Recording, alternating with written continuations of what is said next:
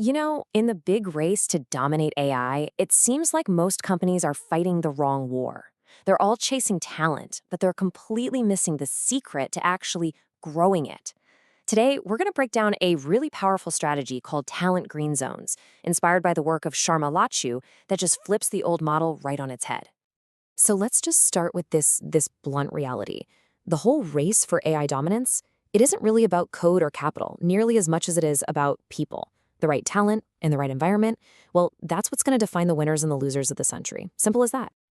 We've all seen headlines like this, right? Some government or a huge corporation proudly announces this massive initiative to train, tens of thousands of people in AI.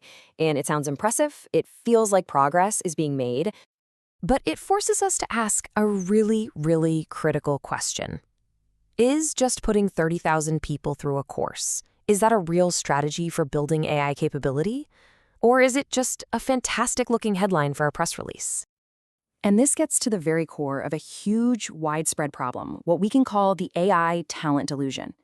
It's a really dangerous trap that, honestly, a lot of well-intentioned leaders are falling right into. So the delusion is this. It's thinking that activity, like the number of certificates you hand out, is the same as achievement.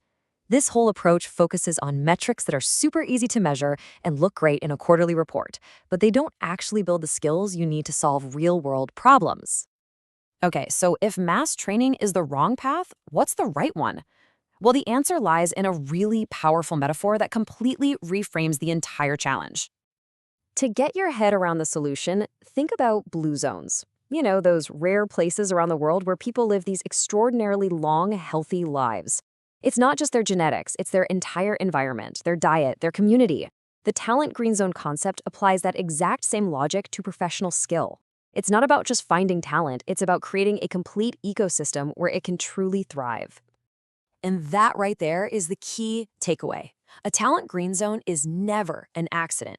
It is an engineered environment.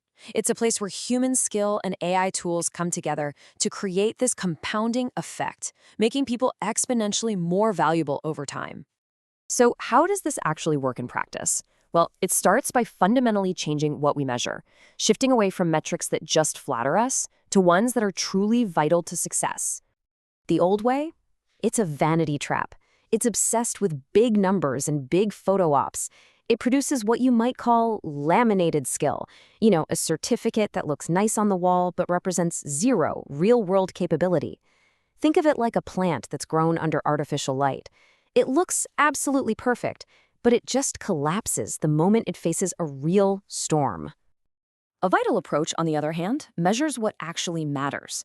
How many AI projects were successfully deployed? What was the measurable impact on the business?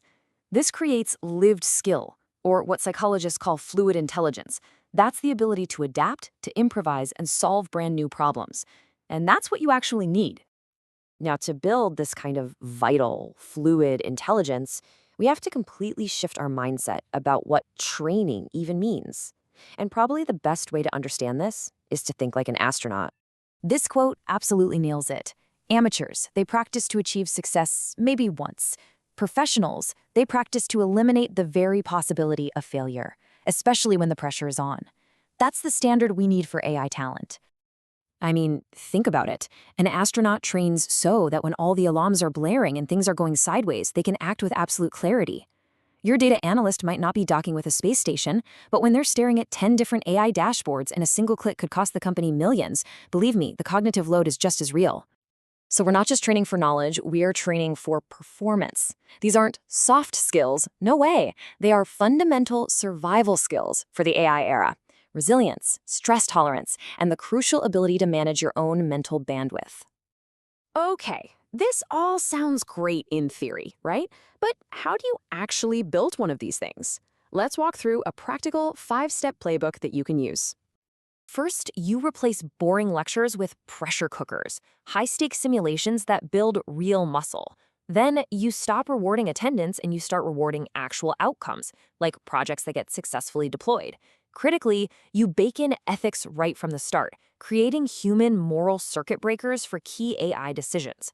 From there, you make the whole environment sticky, a place where people grow so fast they'd never even think of leaving. And finally, you tie all of this directly to strategic goals, proving that talent development isn't some cost center, but a core driver of value. But this strategy goes way beyond just your own team. It creates a powerful, measurable business advantage in an area that everyone is focused on now: ESG. Just look at how this connects. For the E, environmental, you stop wasting human potential, which is a huge resource. For the S, social, you protect your workforce with genuine, continuous reskilling. And for the G, governance, you build the transparent, ethical oversight that is absolutely essential for any trustworthy AI.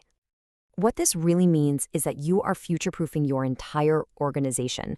Because, believe me, very soon, investors are going to demand to see your human capital strategy with the same rigor they now apply to your climate strategy. It's coming. Ultimately, it all comes down to a pretty simple choice. Are you content to just polish the surface with another certificate?